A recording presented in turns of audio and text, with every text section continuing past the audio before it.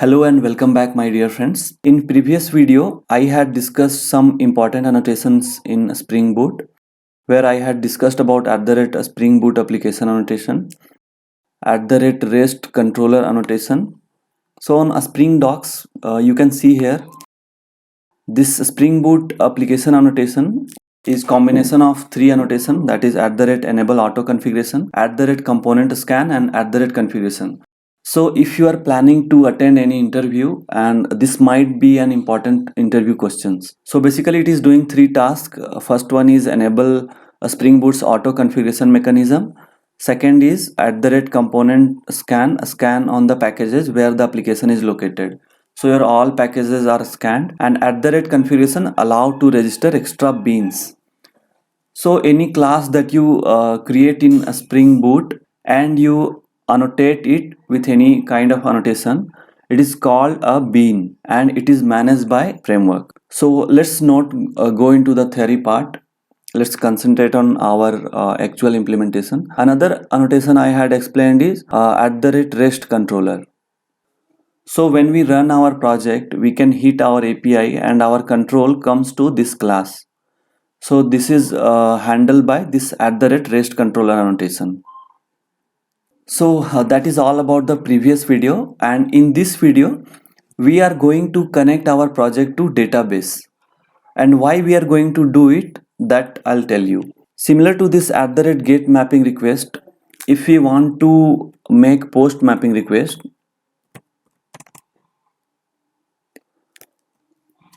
and if you want to create any API, let this API be save customer, and I am going to write the method which will save a customer, and we will return the customer which is getting saved to our database. So we can see here that I have not created a customer class here, and that I will be creating. And here what I will be doing, I'll create one customer object and try to save it. So first I'll create a class called customer. This is created in customer controller package itself, but ideally we have to do it in different ways that I'll explain when we will do some real-time project. Let it be here only for some time.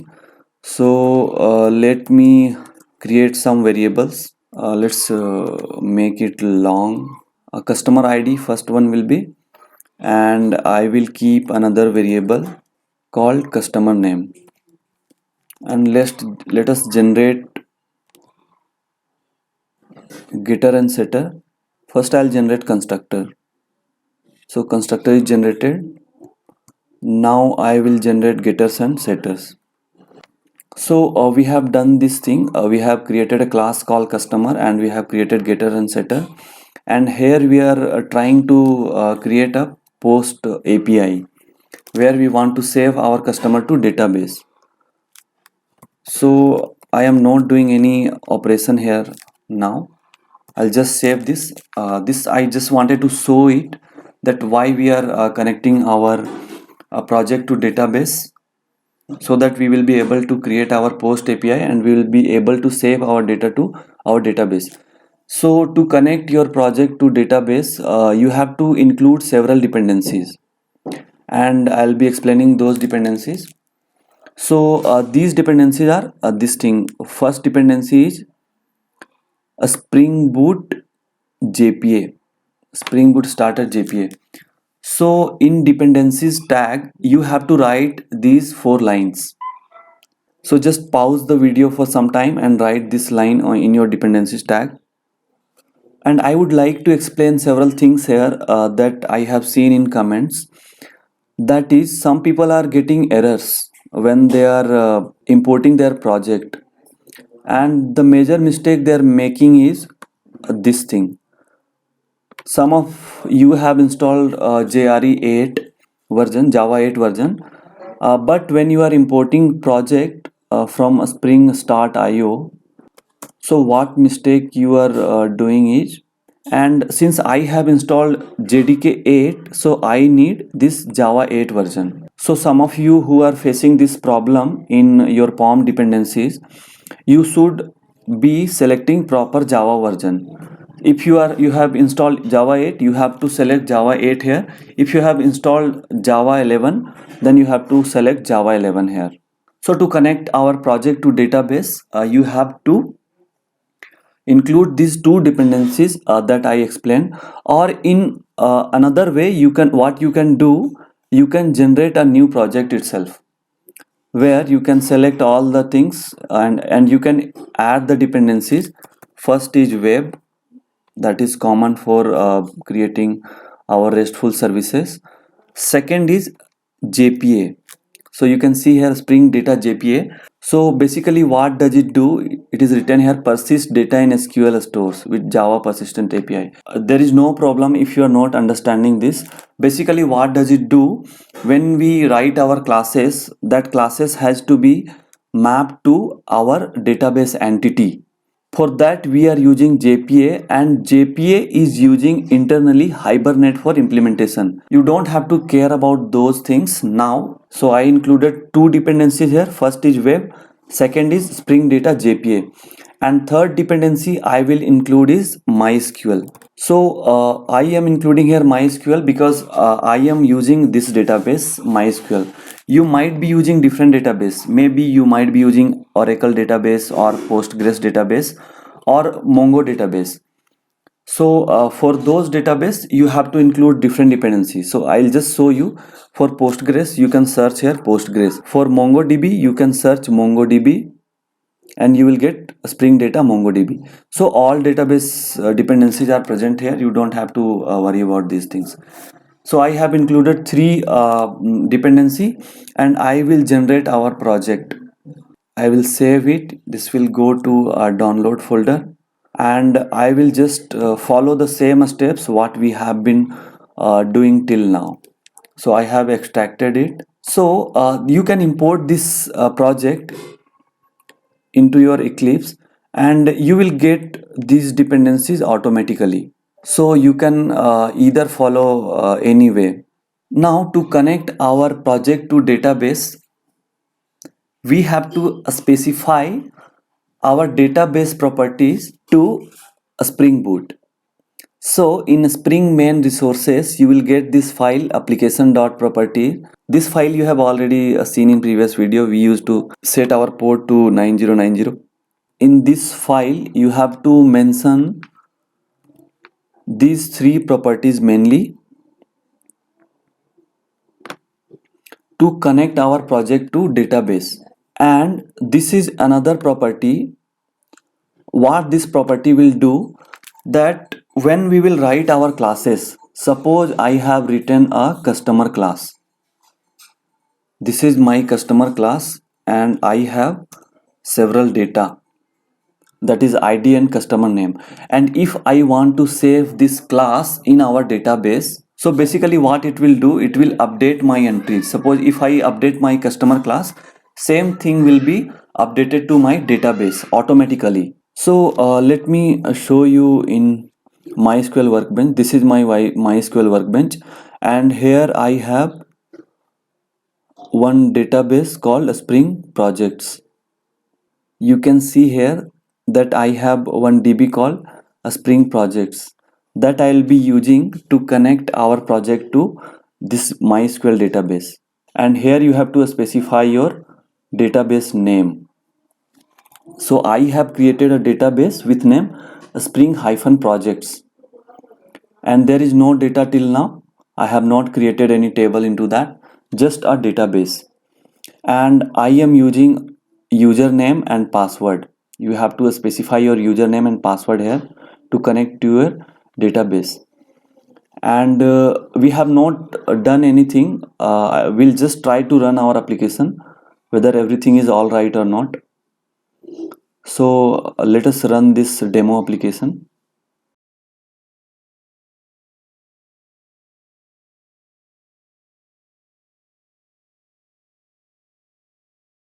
So you can observe here that previously these things were not coming. Hikari pool, Hibernate, these words, like something new logs are generated. These logs you can observe here. something new logs are generated. This is because our project is trying to connect to database. Here you can see finish Spring data repository scanning.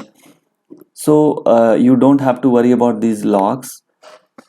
We'll just concentrate that our application is running on 9090 port. So finally we have connected our application to our database, and now we will do one sample post API call, and there we'll save our customer database, and let us see what are the operations required for that. So you have to make several changes. First change is you have to use one annotation called @entity. So this ID annotation will make sure that this ID we are using for customer is a primary key. We'll import this annotation, we'll save it. Now we'll create one customer object. So here we'll create one customer object,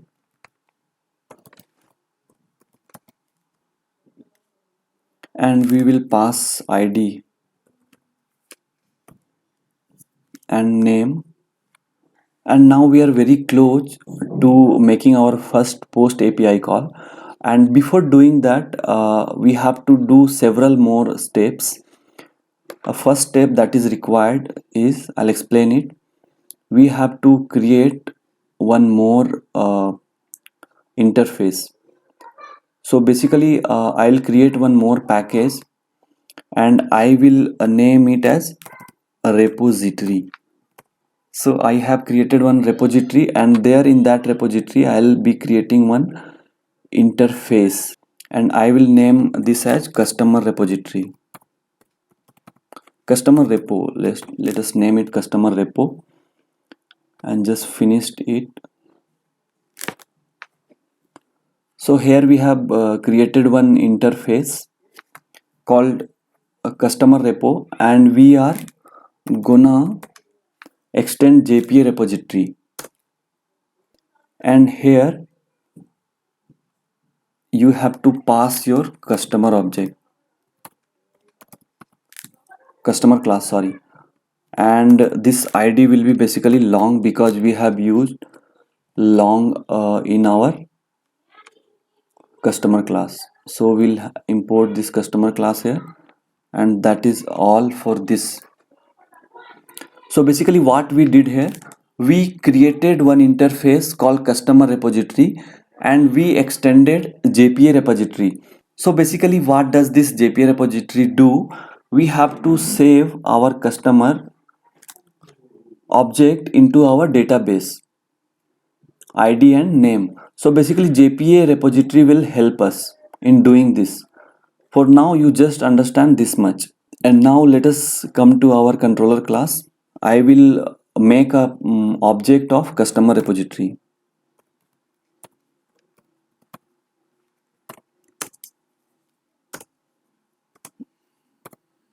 I will name it as C repo, and I will annotate with auto wire. So basically you can see here I am not initializing, that is I am not using a new keyword. I am just creating one object, and I am using one annotation @autowired. So this might be one important interview questions, that what is @autowired do. So basically what does it do? It internally creates object for you. So this is your objects. It provide object to you ready to be used. So we will use this repository object, and instead of returning null, what we'll do, we will return customer. So I will call a save method. Instead of this entity, we have to save our customer object. And this is all you have to do to create a post API call to connect your project to database. You can see here we have not used JDBC manually. We have not created any prepared a statement, what we used to do in JDBC. We are not doing anything. We are just using a method called save, and this will do everything.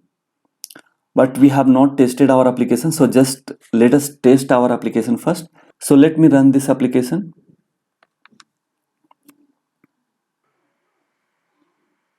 Yes, this application is running, but the major thing we have to do is we have to test our API whether it is working or not. So let me open Postman. So let me copy this API first, then we'll be able to hit our API. Our API is post college save customer. So this is Postman, and here we had already tested my first API. Let me test it. Yes, this is working, and but our main concern is to test our post API. So let us test this as well. No, okay, some errors we have got, and that is because this is our post call, and we have to change this get to post. Okay, now let us hit our API. Some errors we are getting. Let us check what are those errors.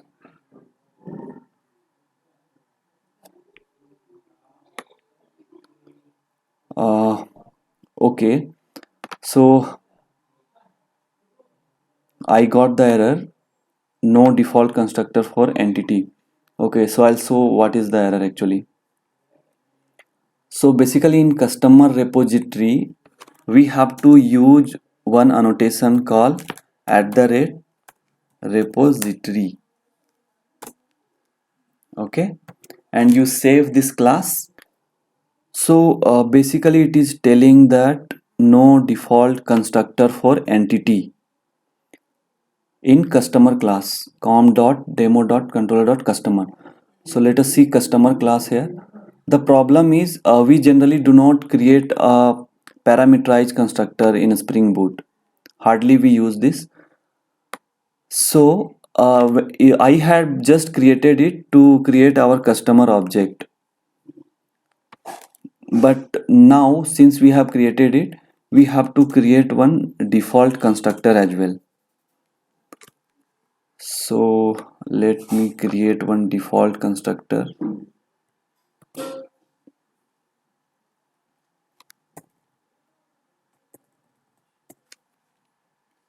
Just remove these things, and now this is ready. Now we will rerun our application. So application is finally started again. Let us hit our API again. Oh God, we have got the response finally. And we can see that our this save customer API is returning this response called ID is 1000 and customer name is Jack. So finally we have called our first post API, and this is time to celebrate this. And we had faced several errors. You might face even some different errors as well. You have to resolve it, and if you are not able to resolve it, just copy and paste that error to Google, and just attach Stack Overflow into that. So you see the solution on Stack Overflow, but mostly you won't be facing any error. But this is just for even if you get any kind of error, and this is how you will learn to debug your application. So we can see there is no error, and we are able to make a post API call. We are returning the response back. So our response is basically this customer object that we are saving in database. But to verify this whether these details are getting saved into database or not, we will open our database and we'll check whether that table is there or not. So this is my database, Spring projects, and this is table. Select star from spring projects dot customer. So when we execute this query, you can see it is returning ID as 1000 and customer name as Jack. So here you have done what you wanted to do, and this video has become little longer as compared to my other videos. This is because we have done lot of operations in a single video. I just want to explain here several important things. First one is I have already created this customer class in controller package. We don't have to do this actually. In real-time application, you have to create separate package. This is called entity class. This customer class I have annotated with name, annotation called @entity. So basically what this is doing, this is mapping this long ID and customer name. This entity class is mapping these details to our database entities. So basically in next video we will explore how we do real-time projects, how we do production application, what are the protocols that we follow, what are the convention that we follow, that everything we'll see properly. So that is all for this video, my dear friends, and I hope you enjoyed the video. And if you did not understand something, please write that into comment box. In the next video I'll try to address that.